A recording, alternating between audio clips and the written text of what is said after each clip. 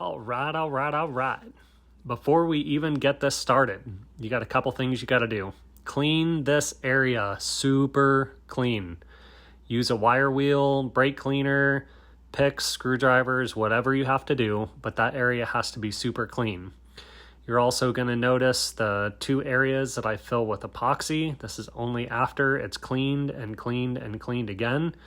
And once you do that, let it dry for at least 24 hours. And then we'll get this trimming party started. Welcome to part 2 of fitting a Vast AZ girdle. In this video, we're going to show you how to clearance the upper oil pan. You basically have to make room on the inside for the thickness of the girdle.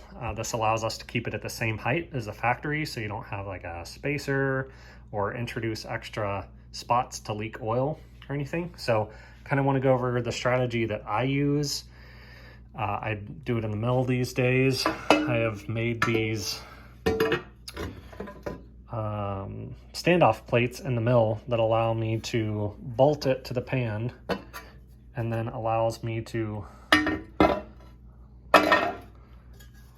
set it on the plate here, and I'll use clamping kits to hold it down, and then I just go in and hog it out. So let me show you guys how I do it, and then we can move on to part 3. I start out by making sure that it's pretty even in the mill. This is not a super precise thing. It doesn't have to be, it's not like we're, machining surfaces together. I'm really just trying to clearance this out, but I do like to keep it somewhat straight.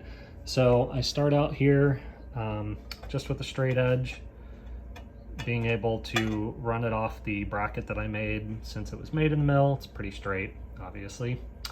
So it allows me to keep a nice true position, at least as far as I need for accuracy on the mill. That's what I start out with, and we'll go from there. All right, went ahead and got the clamp kit all put in. You can see how it works in the bracket in there. Clamps on the ledge, and then up here holds it rock solid so I can do the work. So let's get to flinging chips. Now would be a good time to talk about some critical areas you got to watch out for. The back 2 bolts of the oil pan, there's only about 150 thousandths worth of material there. You want to be really careful on grinding to not punch through that. Also on the side, both sides, this is just showing the measurement on one, you have 420 thousandths from the get-go. We're going to kind of clearance that out quite a bit, but in the end you want to make sure that you don't put a hole in it, because that's a really difficult area to repair. I know I need about 900 thousandths worth of clearance to get the girdle to fit inside this pan. So I take my feeler gauge, smallest one I have, it's about 1.5 thousandths, bottom the machine out on it, zero it in the Z-axis, and then from there I take the end mill and drop at the 900 thousandths. I do all the rest of my cuts from that depth.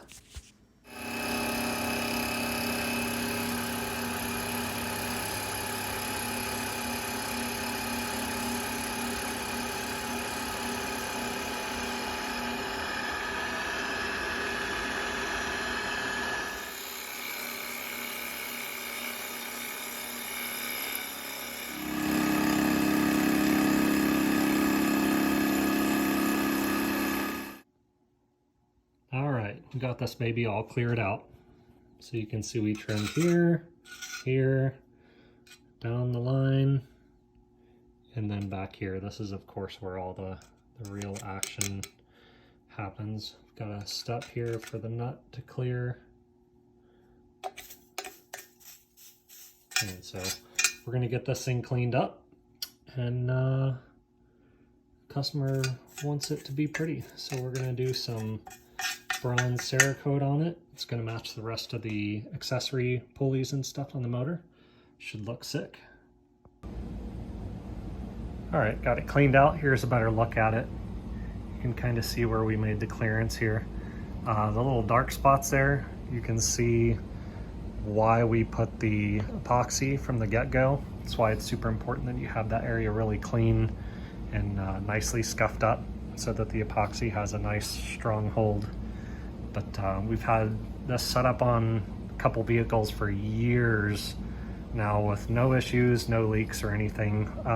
Used to weld the pans and just decided we wanted to avoid, you know, the possibility of warping and stuff, since this is, the edges do need to be flat to prevent leaks against the engine block. So that's why we switched over to the metal epoxy, and it's worked great.